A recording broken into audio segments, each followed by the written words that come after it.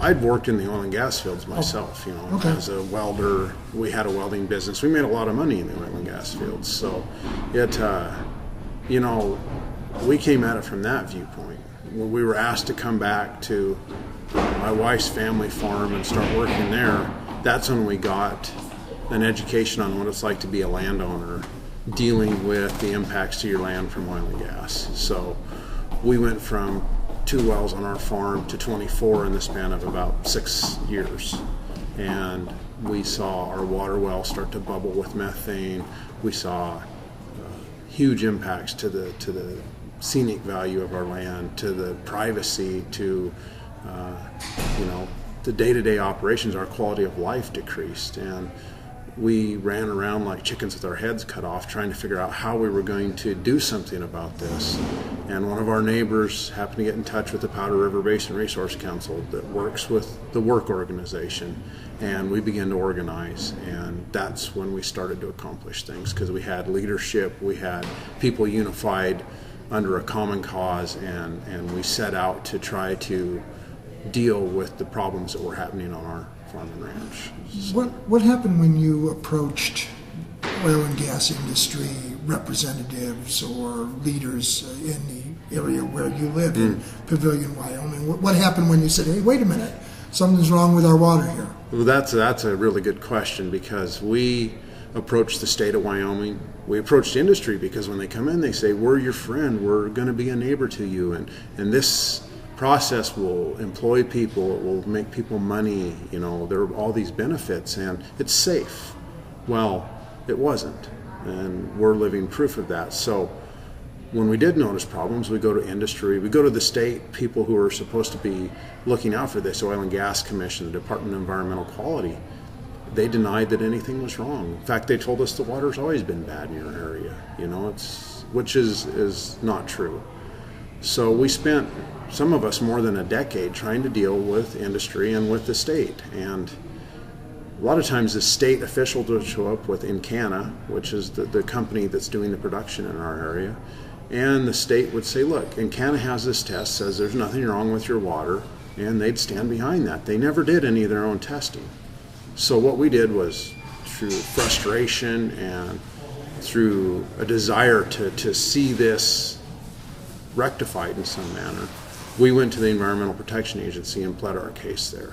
And they came and did some ground truthing, some initial investigations, and they started a groundwater investigation in the Pavilion area, which has led to all the publicity, all the things that have gone on, and the draft report that says more than likely the problems we're having are from oil and gas impacts. So I just want to be clear on something, because what I thought I heard you say was you went to the state regulators in Wyoming and you said, hey, I have a problem here.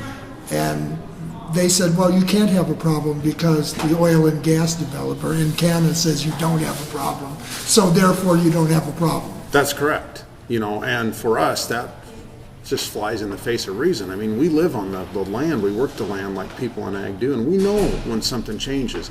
And you would know that if you turn your tap on in your house and the water bubbles with natural gas, and it tastes different, it looks different, it burns your skin, all these different things, something has changed.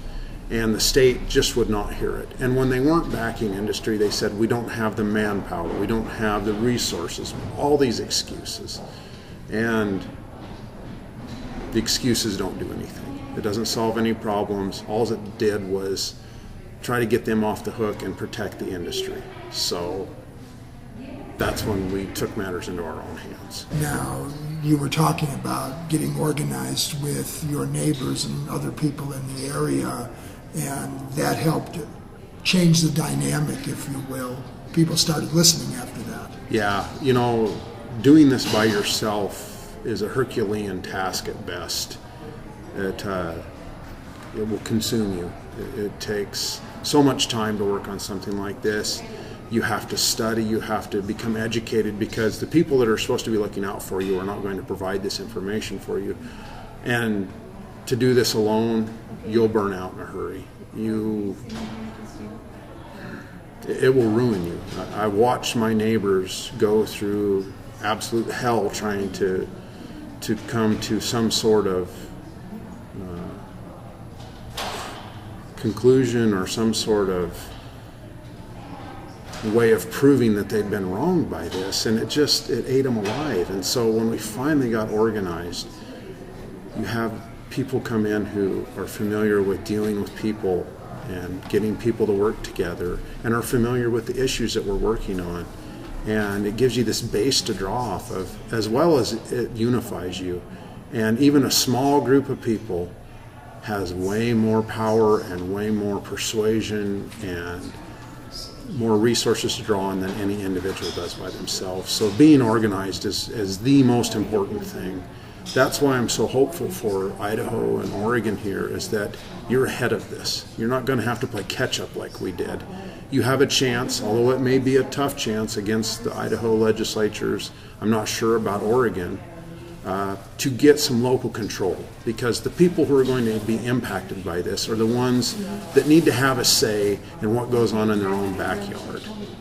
The gas company is going to come here, they're going to make money, the state's going to make money from this, but you, the people who live here, are the ones who want to live here. You want to raise your kids here, you want to have a future to go along with the past that you've had here.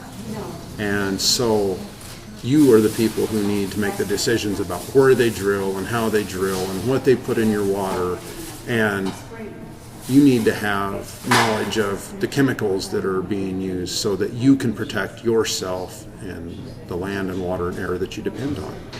You talked about publicity, which I think is always crucial in helping to educate people and also to bring pressure on people who would rather not have the light shined upon them. Mm-hmm. Many people who recognize your name and recognize your face know you from the film Gasland. Yes. How did that come about? That's a good story. My neighbor called and said, Jill Morrison, one of our organizers from the Powder River Basin Resource Council, called and said there's a young man named Josh Fox. He's making a documentary movie, and he wondered if we would talk to him. I said, yeah, I'll talk to him. Well, we went over to Jeff's house and we met with Josh, and actually Josh and I are about 2 months apart in age, so young man, I hope I consider myself a young man yet. I watched him interview Jeff and Rhonda, and I noticed this connection. He has this way of interviewing people that he gets them to really tell the true side of things. And he asked, is there a motel around? And I said, well, Josh, the closest motel is 30 miles away. Why don't you come to our house? We've got plenty of room. You can stay with us. We've got room, and we want you to stay with us. So he came and stayed with us. He spent a couple days interviewing. He spent Easter with the Locker family, with the Meeks family, and we began to learn some things about him too. That he came from an area that was going to be potentially drilled, and out of the love for his family land and for the concern for the environment and the water, he started to make this movie. And so we did that, and we kept loosely in touch. And then he said, well, the movie's been picked up by HBO. And we didn't have HBO. We had to go into town to our kids to watch the movie. And I was blown away. I never expected this. I really tried to control my emotions, but I sat in the corner and cried. He really touched on what it's like to live in this situation. And you'll hear industry say that this movie's full of lies. And the reason they say that is because it's not. It's exactly the opposite. It shows the truth on the ground. It shows the people who have been ignored and who have been abused and used to garner corporate profits. And I think that's why it has such an impact on people, so that people can relate to that. Because no matter what background you come from, you're proud of where you live there for a reason, and you want it to be a safe environment for yourself and your family. And Josh shows how people who, no matter how hard they've tried to do this, through the actions of someone else or another company, they've been put in jeopardy. And he's shown a spotlight on something that needs to be seen.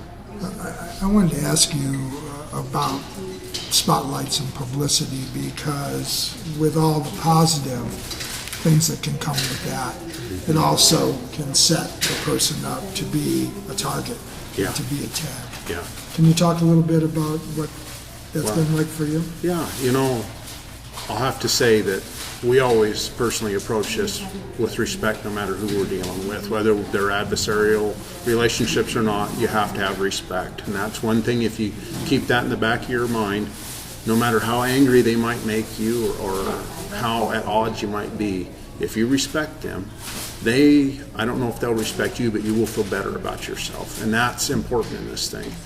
And as far as being a target, that's going to happen. I've had people say things about me. I've even had people question the head of the Wyoming Oil and Gas Conservation Commission sat in a congressional hearing in Washington, D.C.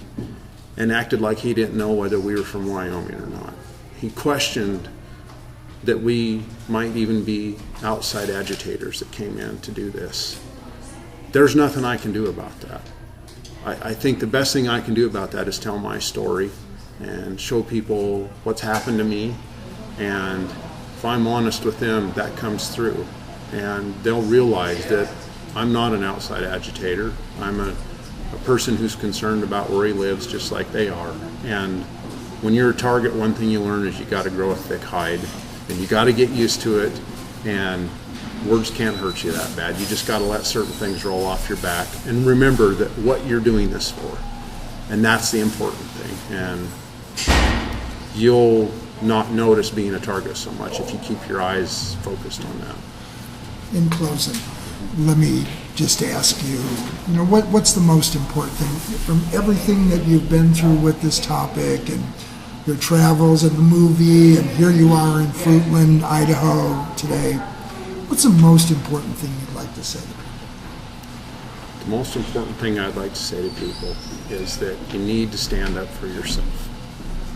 No one else is going to do it for you. The government, the industry can tell you that that's what they're there for, but I'm living proof that they're not. Mm-hmm. And the most important thing you can take away from this is that the people sitting beside you, the people that are your neighbors, whether you be in a rural ag community or in town, are the best allies you can have, because in one form or another, they love the same things you do, and they're the ones who will stand with you and help you through these trying times.